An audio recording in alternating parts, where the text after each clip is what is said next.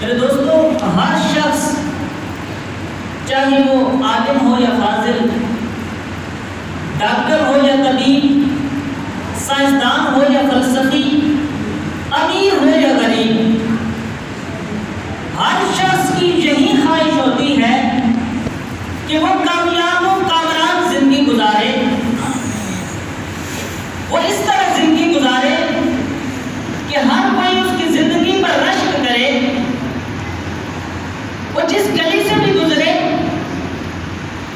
لوگ اس کے نام کے نعرے لگایا کرے۔ ہر انسان کی یہی خواہش ہوتی ہے، اور پھر اس خواہش کی تکمیل کے لیے ہر انسان نے اپنی سوچ کے مطابق ایک لائحہ عمل بنایا ہوا ہے، ایک طریقہ سوچ رکھا ہے کہ کامیاب انسان کس طرح بننا ہے۔ کسی نے سوچ رکھا ہے کہ جس کے پاس مال و دولت زیادہ ہوگی وہ کامل کامیاب انسان ہے۔ کسی نے سوچ رکھا ہے کہ جس کی اولاد کثیر ہوگی، زیادہ اولاد ہوگی، وہ کامیاب انسان ہے۔ کسی نے سوچ رکھا ہے کہ جس کے پاس علم زیادہ ہوگا وہ کامیاب انسان ہے۔ کسی نے یہ سوچ رکھا ہے کہ جس کے پاس بادشاہت ہوگی وہ کامیاب انسان ہے۔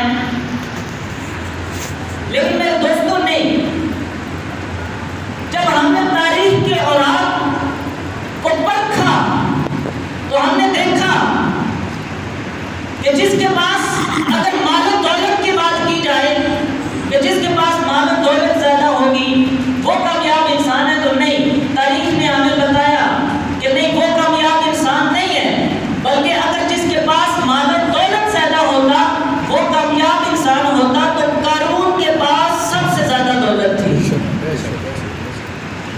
کریم اقبال آقا نے فرمایا قارون کے پاس اتنی دولت تھی کہ اس کے خزانوں کی جو تالے تھے ان کی چابیاں 70 نوجوان مل کر بھی اٹھاتے تو پھر بھی وہ نہ اٹھا سکتے، اتنی دولت تھی۔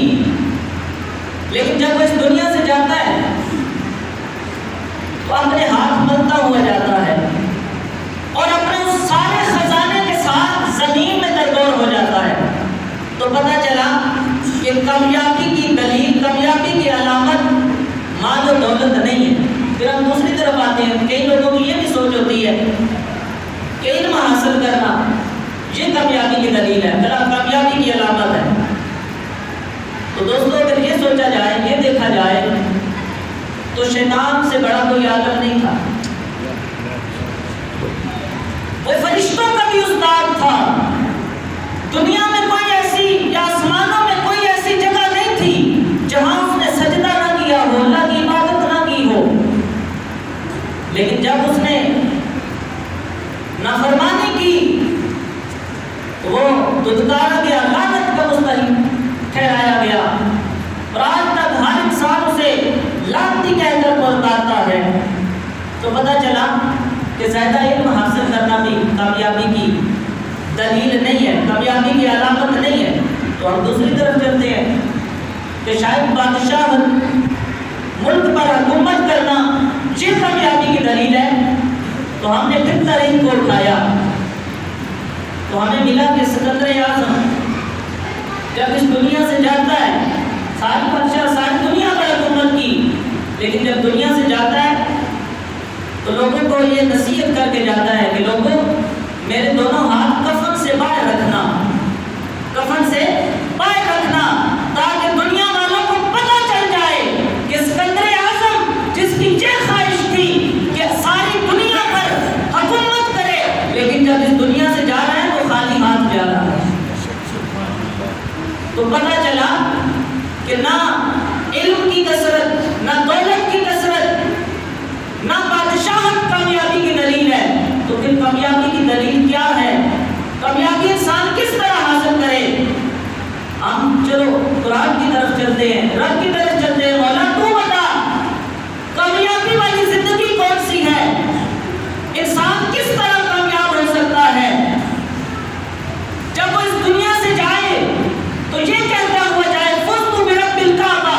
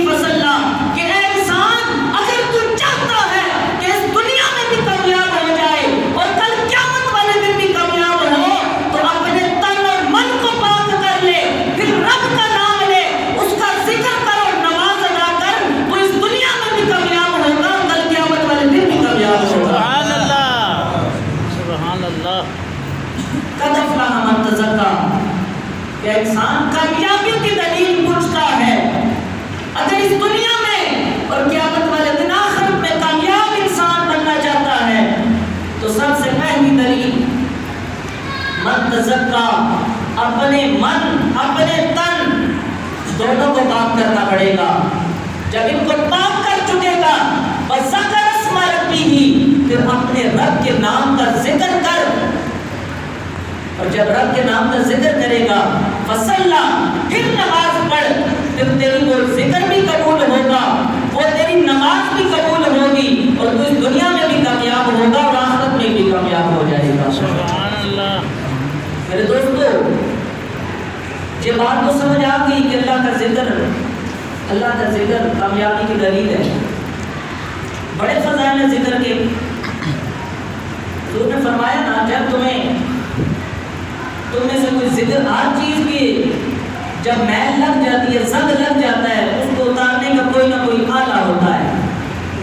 جب بندہ مومن کے دل پر زنگ لگ جائے وہ کلمہ طیبہ کا ذکر کر لیا کرے، وہ اس کی میل کو چاہے اتار دے گا. یہ کلمہ طیبہ کی ایک فضیلت ہے. تو دوسری نماز پڑھا کرو. نماز کی کامیابی کی دلیل ہے. اس کے بھی بڑے فضائل ہیں. کئی بار آپ کے سامنے بیان کیے کہ کریم پاک نے فرمایا جس آدمی کے گھر کے سامنے سے ایک نہر گزرتی ہو، وہ اس میں 5 مرتبہ غسل کرتا ہو، کیا اس کے جسم پر کوئی میل کچیل باقی رہے گی؟ صحابہ نے فرمایا نہیں رہے گی. تو کریم پاک نے فرمایا کہ یہی کے ساتھ نماز پڑھے گی ہے کہ وہ دن میں 5 وقت رب کی بارگاہ میں آتا ہے، اس کے گناہ اس طرح دھل جاتے ہیں جس طرح اس غسل کرنے والے کی میل کچیل دور ہو جاتی ہے. یہ نماز کی فضیلت، ذکر کے فضائل. لیکن میرے دوستو، یہ ذکر اور فضائل، یہ نماز کب قبول ہوگی؟ سب سے پہلی چیز جب مکمل ہوگی. افلح من تزکا، اپنے تن اور من کو پاک کر لو گے. اپنے تن اور من یعنی ظاہر اور باطن کو پاک کر لو گے. ظاہر تو ہر انسان پاک رکھتا ہے سب کے سامنے. ظاہر سے کیا مراد ہے؟ ایک تو یہ مراد ہوئی کہ جب اللہ کا ذکر کرو، نماز پڑھو، اچھے طریقے سے وضو کر لو. غسل نہیں کیا، غسل کر لو، واجب ہے غسل. پاک صاف ہو کر رب کی بارگاہ میں آؤ. یہ ہوگی ظاہری پاکی. اب باطنی پاکی سے کیا مراد ہے؟ میرے دوستو، باطنی پاکی سے مراد یہ ہے کہ جب رب کی بارگاہ میں آؤ نا، اس کریم اللہ کی بارگاہ میں آؤ، اپنے تن کو پاک کرنے سے مراد یہ ہے کہ کسی کا بغض لے کر نماز پڑھنے کے لیے نہ آؤ. کسی یتیم کا حق کھا کر نماز پڑھنے کے لیے نہ آؤ. اپنی نظروں کو پاک کر کے نماز پڑھنے کے لیے آؤ. سود کھا کر نماز پڑھنے کے لیے نہ آؤ. غیبت کر کے نماز پڑھنے کے لیے نہ آؤ. کون کون سی تمہیں بتاؤں؟ کون کون سی برائی کا نام لے کر بتاؤں؟ یہ ہمارا حال ہے. ہم آتے تو اس رب کی بارگاہ میں ہیں، لیکن اس سے پہلے جو کر کے آتے ہیں اس کا نہیں پتا ہوتا. اور پھر کہہ رہے ہوتے ہیں مولا ہمیں بخش دے، مولا ہمیں معاف فرما دے. اپنی بخشش مانگ رہے ہوتے ہیں اور اپنے برتن میں سود کا نوالہ لیے نماز پڑھ رہے ہوتے ہیں. اور سود کے بارے میں کریم اللہ نے کیا فرمایا کہ سود کھانے والے کی 40 دن کی عبادت ہی قبول نہیں ہوتی. جب عبادت ہی قبول نہیں ہوتی تو پھر تیری وہ دعا کس کام کی؟ تیری وہ دعا کس کام کی جب عبادت ہی قبول نہیں ہوتی؟ تو میرے دوستو، یہ سود بہت بڑی لعنت ہے. کریم لجپال آقا نے ارشاد فرمایا نا، شارٹ کر کے بیان کروں گا، ساری باتیں کر سکوں. کریم لجپال آقا نے ارشاد فرمایا کہ سود کھانے والا اور سود کھلانے والا، یعنی جو سود دیتا ہے اور سود پر گواہ بننے والا، یہ بھی یاد رکھنا. تو بینک سے قرضہ لیتے ہیں، تمہارے پاس آتا ہے کہ کیا نام ہے، شناختی کارڈ کی کاپی دو، تم گواہ بن رہے ہوتے ہو، گواہ بن رہے ہوتے ہو. یاد رکھنا، گواہ کرنے والا بھی اس میں آتا ہے. کیا فرمایا؟ سود کھانے والا، کھلانے والا، گواہ بننے والا اور لکھنے والا. جو اس کا جو سارا پرچہ حل کرتا ہے، لکھنے والا، کاغذات فل کرتا ہے. ان پڑھ بندہ ہے نا، کسی پڑھے لکھے کے پاس چلا جاتا ہے، سود لے رہا ہوں مجھے یہ فل کر دے. اس کے بارے میں بھی فرمایا فرمایا کہ یہ سب لعنتی ہیں، یہ سب لعنتی ہیں۔ کریم لجپال آتا بھی زبان کیا فرماتے ہیں؟ لعنتی ہے، جو سود کھاتا ہے، کھلاتا ہے، جو گواہی دیتا ہے، جو اس کا کام لکھتا ہے، سارے لعنتی ہے۔ یہ سود کھانے والے کے لیے آج دیکھو بزرگ نوجوان معاشرے میں ایک مقام رکھنے والا انسان، وہ بھی دیکھو تو بینک سے لے کر سود کھا رہا ہوتا ہے، سود کھا رہا ہوتا ہے۔ میرے دوستو یہ بہت بڑی لعنت ہے۔ اگر آپ کو مزید چل کے آگے بتاؤ نا تو سنو، میرے کریم لجپال آقا نے فرمایا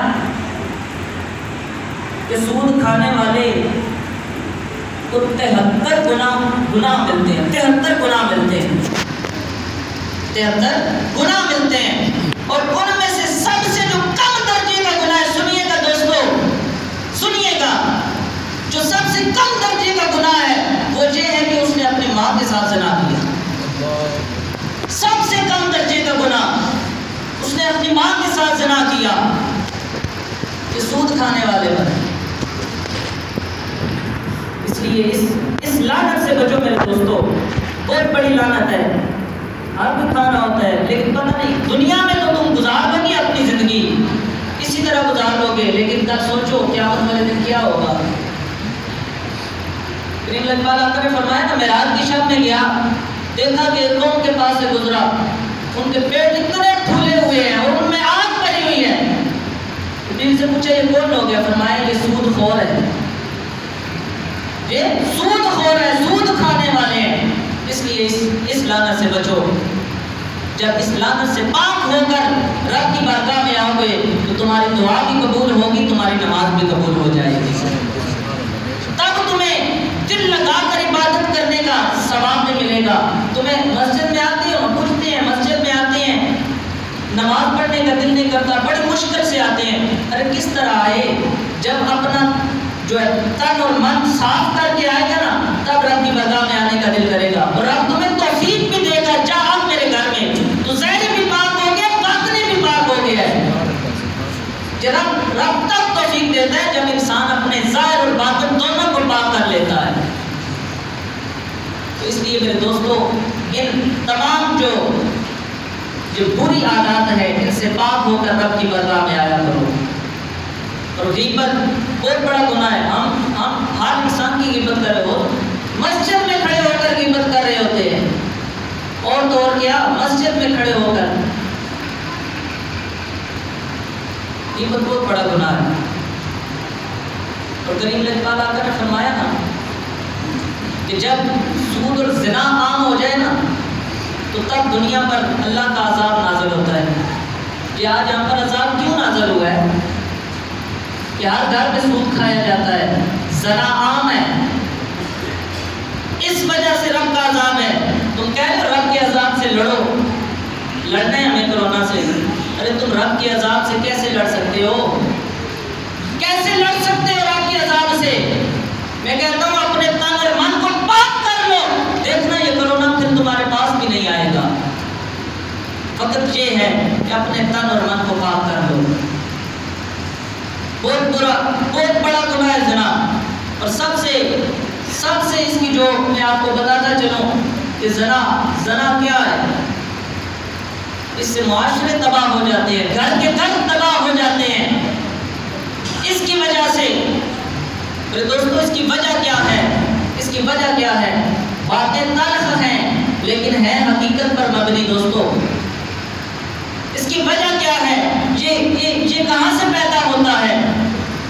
اس کے اسباب کیا ہیں؟ پہلا سبب تو یہ ہے کہ انسان کا یہ جو موبائل ہے، موبائل سب سے بڑا زنا کا سبب ہے تمہارا دوستو۔ باپ نے کبھی دیکھا ہے کہ میرے بیٹے نے موبائل میں کیا رکھا ہوا ہے؟ نہیں دیکھا۔ اور دیکھنا کیا کہتے ہیں، دیکھنے کا حق بھی نہیں رکھتا، دیکھ سکتا بھی نہیں۔ اگر کہے گا کہ بیٹا دکھاؤ تو آگے سے کتنی باتیں سننی پڑیں گی۔ کیوں سننی پڑیں گی؟ کیونکہ ساری زندگی سود کھلاتا رہا ہے۔ اب کیسے وہ تمہاری بات مانے جب حرام کھلاتا رہا؟ نہیں دیکھا موبائل کبھی بھی بیٹے کا۔ میرے دوستو، موبائل سب سے بڑا سبب ہے، اور دوسرا سبب معاشرے میں اختلاف پایا جاتا ہے۔ اختلاف، ایک دوسرے کے ساتھ خوشگپیاں، بے پردگی اتنی ہو گئی ہے کہ ہمیں پتہ ہی نہیں چلتا۔ والدین یہ کہہ رہے ہوتے ہیں کوئی خیر ہے، کزن بیٹھے ہیں، لیکن وہ کزن بعد میں کیا رنگ دکھلائیں گے یہ تمہیں نہیں پتا ہوتا۔ جب وہ بوٹا اگ جاتا ہے تو پھر تمہیں پتا چلتا ہے کہ کاش کہ وہ وقت تھا جب روکنے کا، تب روک لیا جاتا۔ میرے دوستو، اس سے بھی بچو، یہ بہت بڑی، یہ بھی ایک لعنت ہے۔ آج تم کسی کے ساتھ کرو گے، تمہارے ساتھ یہ لوٹے گا، ضرور لوٹے گا۔ یہ نہ کہو یہ قرض ہے، زنا قرض ہوتا ہے، واپس لوٹتا ہے۔ دوستو نوجوانوں سنو، ایک بندہ چھوٹی سی بات ہے، ایک بندہ، آخری بات ہے، ایک بندہ تھا، اس کی سنار کی دکان تھی، شاید میں نے سنایا ہو پہلے، سنار کی دکان تھی۔ تو کیا ہوا، ایک عورت اس کے پاس آئی، اس نے اس کو جب وہ کنگن پہنایا تو اس کا ہاتھ پکڑا نا، تو فقط ایک ذہن میں غلط وسوسہ پیدا ہو گیا، خیال غلط پیدا ہو گیا۔ تو جب گھر واپس آیا تو اس کی جو بیوی تھی وہ باہر کھڑی تھی اور رو رہی تھی، تو اس نے بیوی سے سبب پوچھا، بیوی تو کیوں رو رہی ہے؟